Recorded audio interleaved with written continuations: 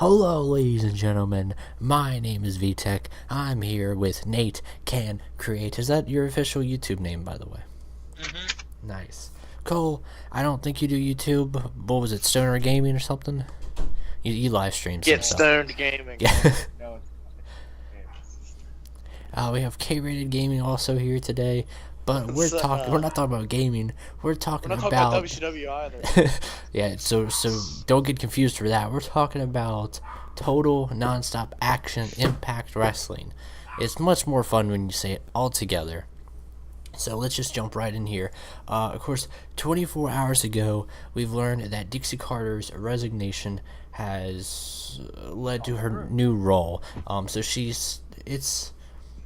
Things are about to get a little crazy in TNA. I'm about to say this, especially with the taping going on as we speak right now.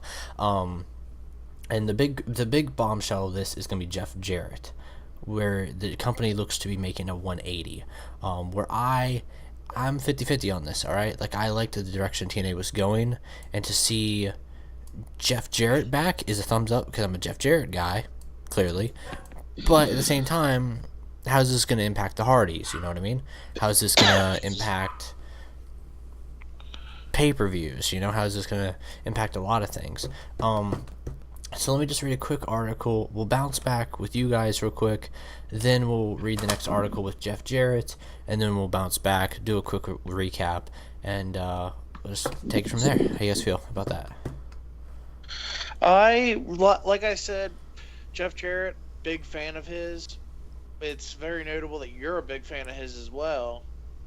as am I. And Well, we're all Cole. Southern boys. So. There's not many people who really dislike Jeff Jarrett.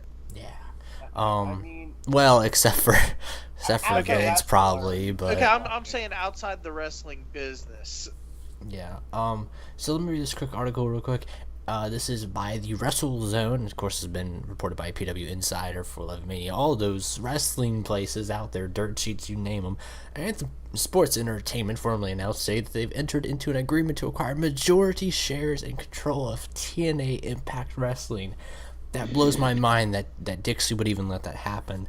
And it blows my mind that we're seeing a transition of Dixie Carter as a person to Anthem Sports, which is a primarily Canadian-based organization. Like, that's the Fight Network owns TNA, which blows, like, how this is like the heist of a lifetime.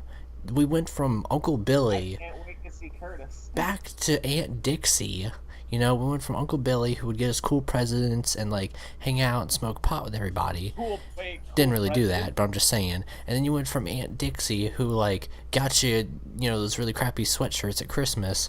And now we're going to, you know, our cousin Ed Nordholm over here. So hopefully he'll be as chill as Uncle Hopefully he Billy. gets us some good presents. Yeah, hopefully he's not just the weird cousin who sits at the Thanksgiving table, picks his nose, and for some reason has TNA stock. But He drinks all the Pepsi and then pees the bed.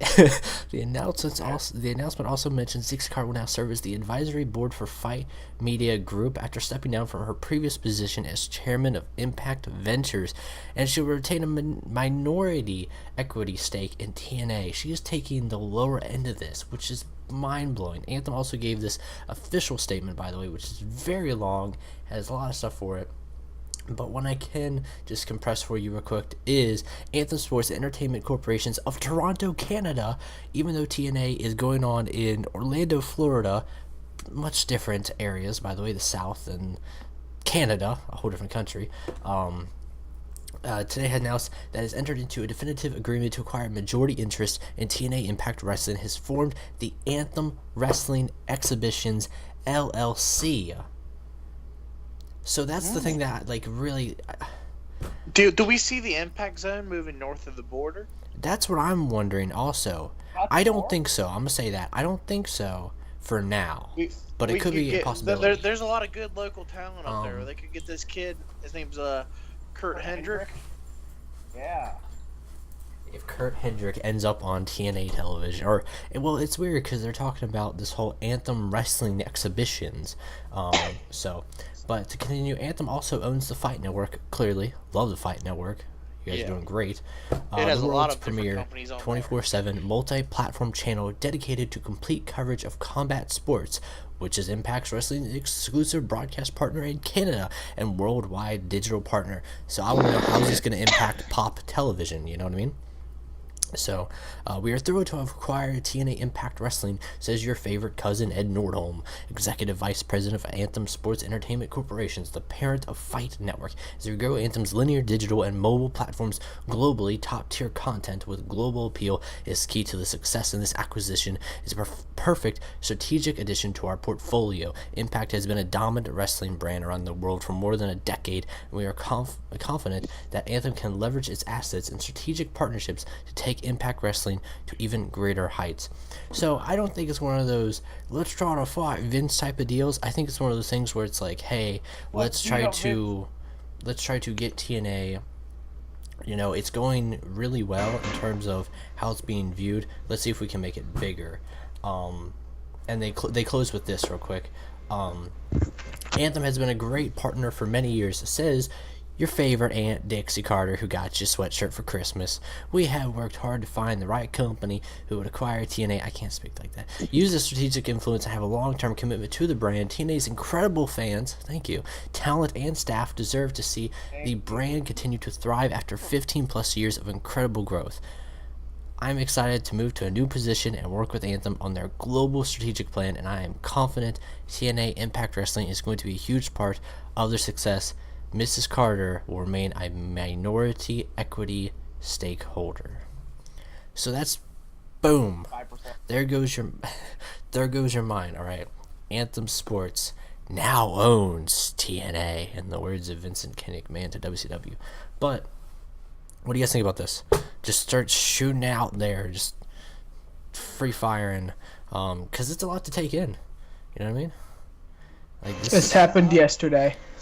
Well, yes, but we're going to get into what happened yesterday, talk about it today, to what's leading on right now, actually. I planned on telling you yesterday, but your internet crapped out. Well, I already saw it, but I was like, I kind of just rolled my eyes at it from the standpoint of it's not going to be effective as like, boom, we own TNA, like right now. It was a transition thing, but from what I've seen today, what's going on is like a lot of stuff's going 180, and even like some people are going in like some like Mark Andrews. That was a big one. I was like, wow, he went in, you know, in that direction with WWE. There's also some quick things where it's like TNA's roster features people such as Jeff Hardy, Matt Hardy, EC3, Bobby Lashley, Drew Galloway, James Storm, the high-flying X Division, Gail Kim, and the lovely Lethal Knockouts. And it just really puts over. I like how Gail Kim's the only one who gets recognition. Yeah, not Maria Kanellis, but not Maria, not Jade. It's just Gail Kim. I'm just happy Drew Galloway got mentioned. She's a Hall of Famer. No Decay. She gets all the No Decay. They should have really put over the tag division, because tag division's probably my favorite part of TNA, honestly.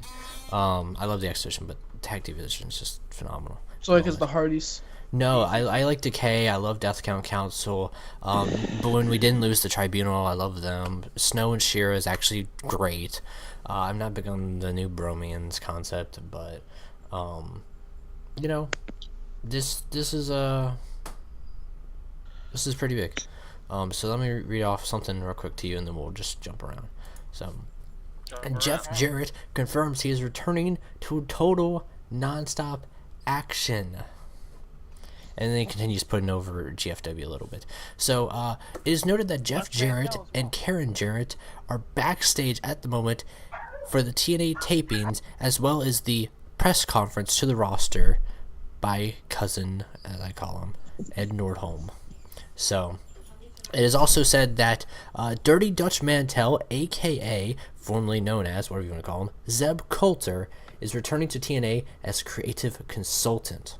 Zeb Coulter is my good old Uncle Dutch. As far as Jeff Jarrett's new role in TNA, it is seen that he may be an executive consultant, and it's reported that he's already in the Impact Zone ready to work for his show. So he says that it is a great opportunity for himself and GFW, and I feel like it's great for the wrestling business, he says. Of course, I'm a big Jeff Jarrett fan, so I think this will be very interesting. I think we're living in very interesting times. with TNA. I mean, we went from a time where it's like, all right, guys, they just got rid of Billy, who was the greatest thing to happen during this time, to all right, WWE might be buying everything, to now, like Dixie Carter's just like not as high up in the power list now. That's crazy. So it kind of makes me worried because we don't know much about Ed Nordholm, about how he will play into this. But I'm going to give Ed Nordholm the benefit of the doubt, as much as I did Billy Corgan, because I just liked Corgan for his music. But then I came to realize that I wanted to see him wearing his Joker-esque fleece jacket every week, even though he got that like twice. But what are you guys thoughts on Jeff Jarrett returning?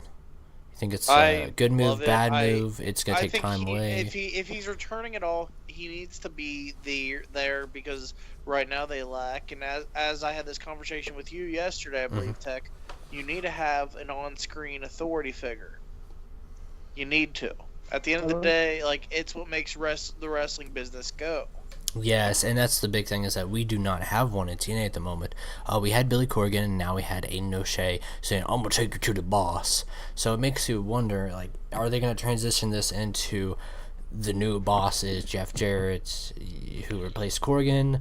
Because Dixie doesn't show up on television anymore, unless it's for, like, the Hall of Fame or stuff.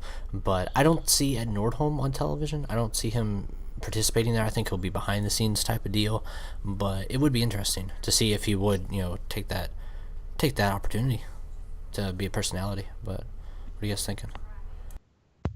He'll leave in 3 months. Who, Jeff Jarrett or Ed Nordholm?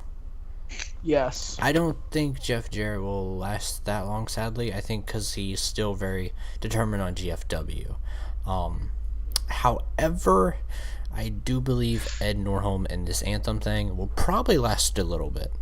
I think for maybe I'll give it 6 months. I'll give it 6 months. See how this lasts, in terms of if it will last this long under his regime, and then if someone else tries to take control or goes back to Dixie or someone else gets involved. But that works. Yeah, I don't believe you. I don't believe it. But tell us your thoughts in the comments down below. Is Uncle Billy gonna come back to professional wrestling? Is Aunt Dixie gonna get angry at this and try to take power back? How's cousin Ed Nordholm gonna act at the next meal How much for Pepsi family? will Ed Nordholm drink at dinner time? Yeah, at Easter dinner. And how will Jeff Jarrett impact TNA? Had to make the joke. Adios. Uncle Dirty Dutch